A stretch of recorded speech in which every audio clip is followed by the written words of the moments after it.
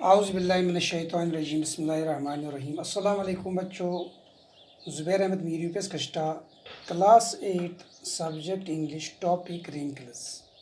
بچوں یہ پوم ہے اور اس کے پوائٹ یعنی شاعر ہیں اروند کرشنا. بچوں آج ہمیں اس رنکلز کے بارے میں پڑھنا ہے. سب سے پہلے آپ کو پتہ ہونا چاہیے کہ رنکلز کن کو کہتے ہیں. رنکلز آپ نے دیکھا ہوگا ہمارے گھر میں ہماری ماں ہوتی ہے, ہماری دادی ہوتی ہے, تو ان کے چہرے پر اسے لکیری سی ہوتی ہے, لکیریں سی ہوتی ہیں. ان لکیروں کو ان کو جھریاں کہتے ہیں. بچوں اس نظم میں ماں کی قربانیوں کا ذکر ہے, تو شاعر اس میں ماں کی قربانیوں کا ذکر کرتا ہے. ماں کو بہت سارے منزلوں سے گزرنا پڑتا ہے, اسی لیے اس پوم کا نام رنکلز رکھا گیا ہے. اینڈ میں نے بھی کہا کہ رنکلز کا مطلب ہے چہرے پر چھریاں جو پڑتی ہیں نا ان کو. انسان کی ڈھلتی عمر کے ساتھ ساتھ اس کے چہرے پر چھریاں پڑ جاتی ہیں. شاعر کہتا ہے بچپن سے لے کر بڑھاپے تک ایک لڑکی کو, ایک ماں کو بہت ساری منزلوں سے گزرنا پڑتا ہے.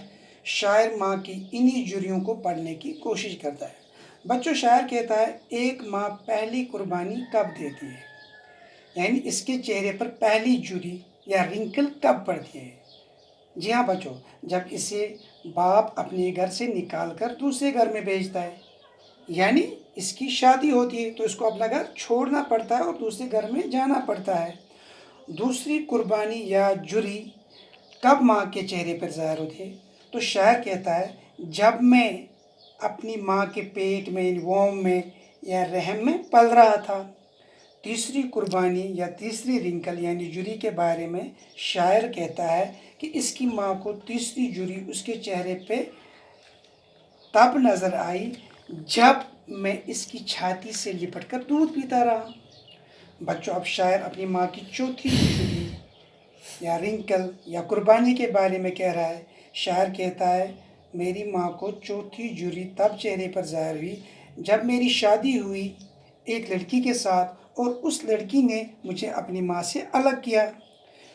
یہ سب کچھ سوچ کر شاعر کو بہت شرم محسوس ہوتی ہے اور اپنی ماں کی قربانیوں کے بارے میں سوچتا ہے کہ یہ وہی ماں ہے جو کبھی لڑکی تھی, یہ وہی لڑکی ہے جو رادے فیسٹیول جو ہندوؤں کا تہوار مناتی تھی جس میں لڑکیاں ہوتی تھیں. شاعر یہ بھی کہتا ہے یہ وہی ماں ہے جو ہاپ اسکاچ یعنی یہ پتھروں کو ہم ٹاس کرتے ہیں, ایک کھیل ہے بچوں کا کہ پتھروں کو ٹاس کرتے ہیں اور لائنوں کو ہم ہوپ کرتے ہیں, کود کر دوسرے کھانے میں جاتے ہیں.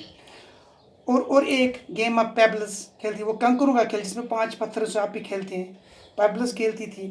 شاعر ماں سے کہتا ہے کہ ماں تو پھر سے ایک بار وہی شادی سے پہلے والی لڑکی بن جا, میں آپ کے لیے ہر ایک چیز لا کر دوں گا, میں آپ کے چہرے پر جھریاں نہیں بلکہ مسکراہٹ دیکھنا چاہتا ہوں.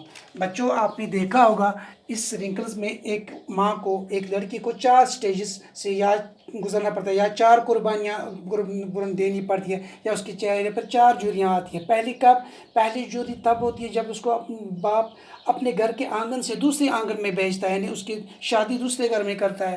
اور دوسری جھری اس کے چہرے پر کب پڑتی ہے, جب یہ بچہ یعنی جب شاعر کہتا ہے جب میں اس کے پیٹ میں پل رہا تھا, اس کے رحم میں پل رہا تھا. تیسری جھری یا تیسری قربانی کب ہوتی ہے, جب یہ شاعر کہتا ہے جب میں اس کی چھاتی سے لپٹ کر دودھ پی رہا تھا.